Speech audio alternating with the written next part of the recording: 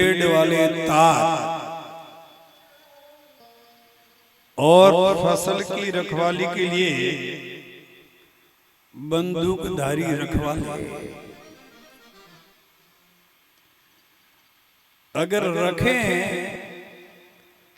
मैं समझता हूं इससे बड़ा पाप, अन्याय और अत्याचार कुछ हो ही नहीं सकता। आपको पता होना चाहिए,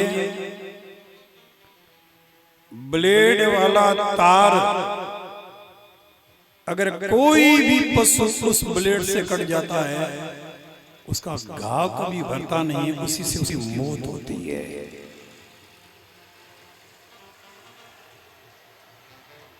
आपको याद हो, लोणकरण जब मुकाम जाते तो बीच में आता था, ठीक यही काम उन लोगों ने किया था। और कुदरत का करिश्मा,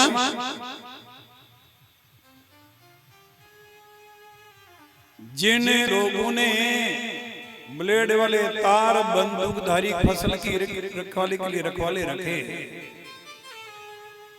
आप सोचते हो ये जानवर को डराने के लिए पटाखा बजाते हैं बंदूक से? वो तुम्हारे खेतों में जीवों का शिकार करते हैं।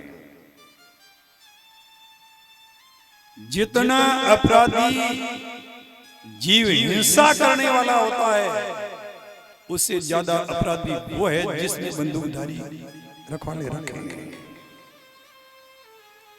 लोणकरण में इस घटना का सिलसिला चलता गया। कुदरत ने ऐसा करिश्मा दिखाया, ऐसी मूसलाधार वर्षा हुई,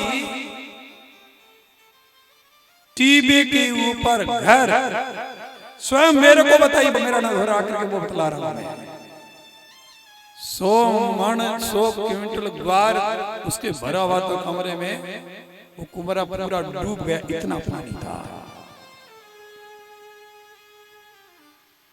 जमीन फोड़ के पाताल में पानी डालने की चेष्टा की, लेकिन पानी को पाताल में भी नहीं गया।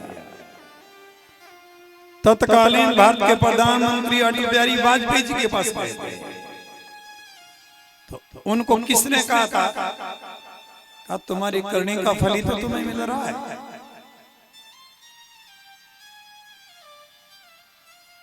मैं एक उदाहरण बतलाना चाहता हूं, में से कोई जानता हो, मनीराम जी काली राणा चौटाला कह रहे हैं,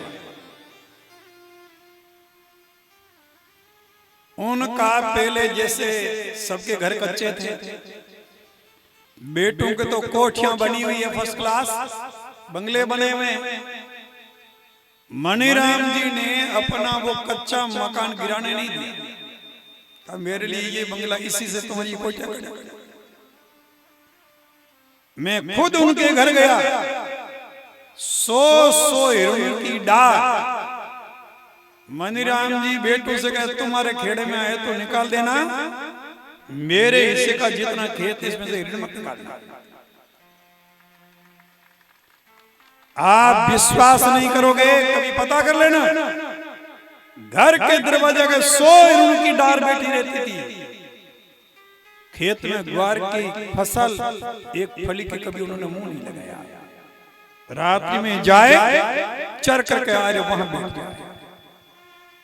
मनीराम जी मेरे से कहने लगे, गुरुजी मेरे में हिरणी नाराज रूठ डाल, बोला तो रूठी, वो रूठी यही रूठ गया। मैंने कहा क्यों?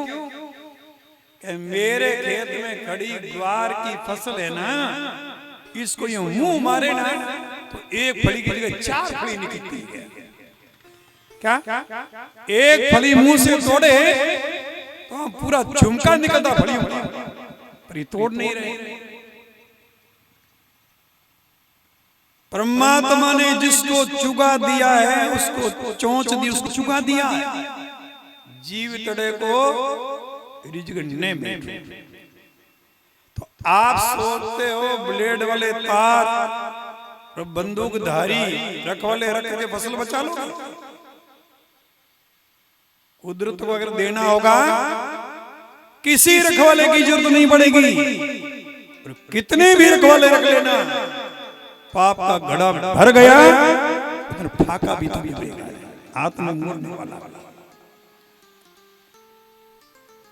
इसलिए हरियाणा सरकार ने ब्लेड वाले तारों पे भी प्रतिबंध लगा रखा, आपको पता होना चाहिए।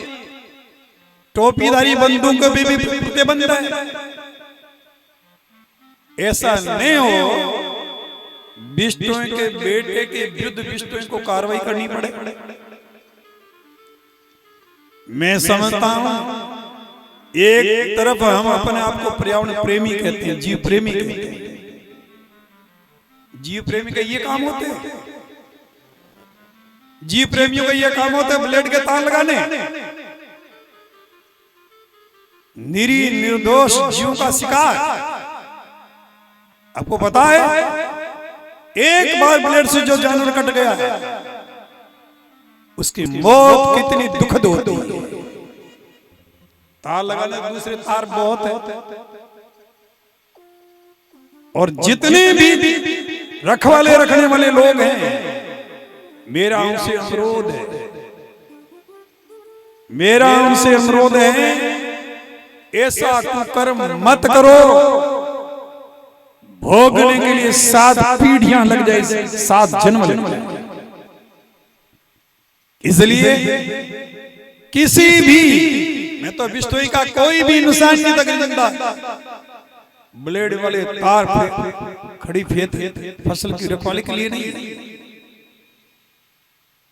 ये तार तो 2 पैर वालों के लिए बनी है। ये 2 पैर वाले बिना सींग पूंछ के जानवर है, ये तार तो उनके लिए हैं, 4 पैरों वालों के लिए नहीं है।